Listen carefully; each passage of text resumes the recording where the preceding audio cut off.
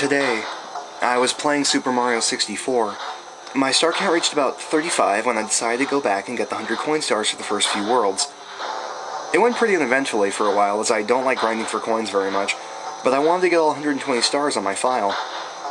After a few other levels, I jumped into the painting for Babam Battlefield and picked the first star, and when the level started, I noticed something strange.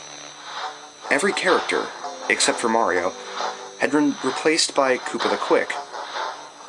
This was odd because it wasn't like a deliberate, careful replacement by a hacker. Instead, the game simply tried to render the proper shape and animations of the enemies using Koopa the Quick's model. Some people might find it horrifying to behold, but I found it hilarious when I was attacked by a giant chain chomp that now resembled a gigantic glob of Koopa parts.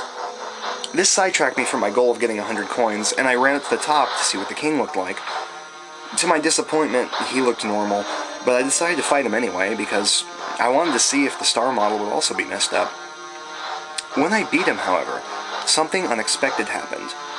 Instead of his usual post-battle speech, he instead said, "Just remember, you deserved this." That bit confused me, and the cold singular message seemed rather off, but I haven't played Super Mario 64 in a long time, and I figured that some other characters must say that line at some point. I couldn't remember, but since the game slapped a character model in all the wrong places, it wasn't unbelievable that the same could happen to a line of text. The star dropped as normal, so I tried to collect it to get out of the stage, but I couldn't. Whenever I would try to jump onto the star, Mario would just take 2 units of damage and fall back. I was just plain irritated at this point, and I decided to keep doing it until it killed me. After being ejected from the stage, I went higher up into the castle and entered Tall Mountain. Once again, the level had something off about it. In the stage tick-tock clock, the speed of objects in the level is based on the position of the clock hands when you enter the stage. There's a way to enter the stage in a time-frozen state, and somehow the same had happened to Tall Mountain. I explored the level, but was still irritated because this was keeping me from progressing in the game. To blow off some steam, I picked up one of the monkeys, easy to catch since it couldn't move, and I threw it off the mountain.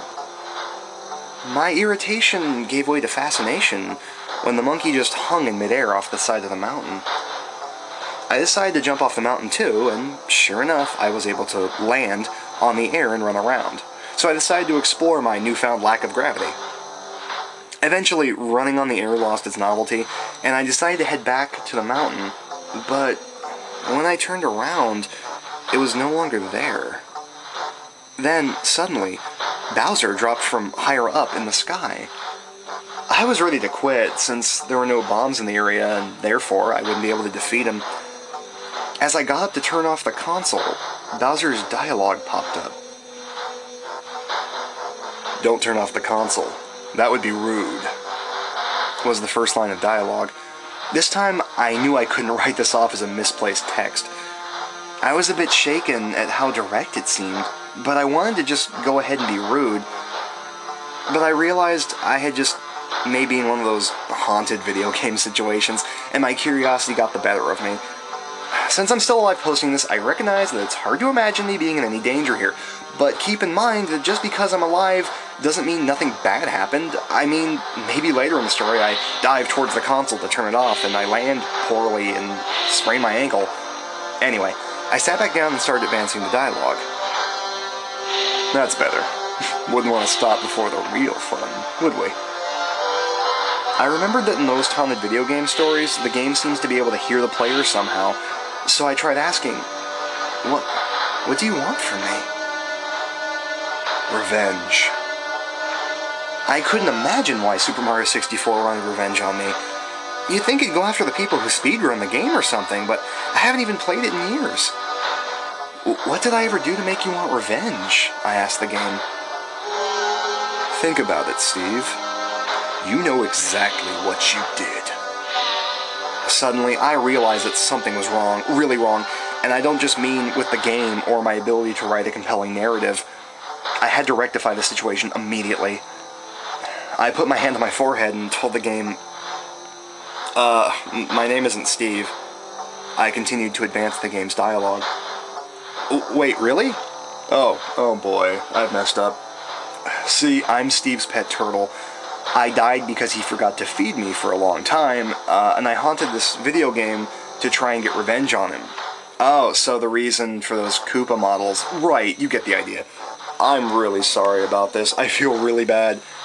Just gonna be on my way now. You can press reset and things will be back to normal. The vengeful spirit left my copy of Super Mario 64. Before it left, I asked him to show me something hyper-realistic, and he complied. I got to see a picture of Steve's family, presumably, as skeletons, and Mario pointed at one of them and said, "It's a Steve!" while crying tears of ketchup. The spirit only had one batch of blood tears to use for Steve, so I had to settle for cheaper effects.